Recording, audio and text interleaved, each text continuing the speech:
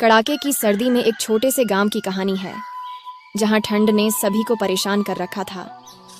गांव के बाहरी किनारे पर एक विशाल और पुराना पेड़ था जिसे लोग गरीब का पेड़ कहते थे। वह पेड़ गांव के गरीबों का सहारा था। गर्मी में उसकी छांव राहत देती थी और सर्दी में उसकी लकड़ियां आग जलाने के लिए इस्तेमाल होती थीं। रामू, एक गरीब लकड़हारा, अपने परिवार के साथ उसी गांव में रहता था। उसके पास न घर था, न पर्याप्त कपड़े और न ही खाने का कोई साधन। सर्दियों में उसका परिवार ठिठुरता रहता था। एक रात रामू ठंड से परेशान होकर गरीब के पेड़ के पास बैठा और रोने लगा। उसने कहा, हे भगवान, मेरे बच्चों को ठंड से बचाने का कोई उपाय कर दो। मैं क्या करूं?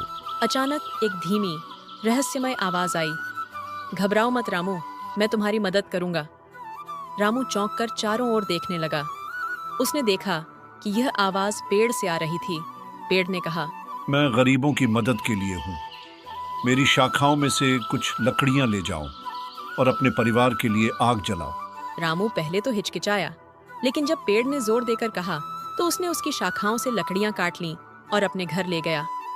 उसकी मदद से उसके बच्चों की जान बच गई। गांव का अमीर आदमी रमेश भी उसी गांव में रहता था। वह हमेशा गरीबों का मजाक उड़ाता और अपने ऐशो आराम में व्यस्त रहता था।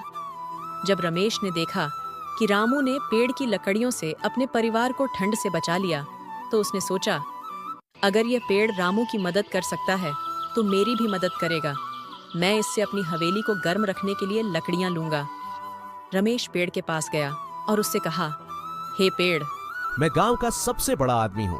तुम मुझे अपनी लकड़ियां दे दो ताकि मैं अपनी हवेली को और गर्म बना सकूं। पेड़ चुप रहा। रमेश ने दोबारा कहा, तुम रामू जैसे गरीब आदमी की मदद कर सकते हो तो मेरी क्यों नहीं? पेड़ ने धीरे से कहा, मैं सिर्फ जरूरतमंदों की मदद करता हूँ। तुम्हें मेरी लकड़ियों की जरूरत नहीं है।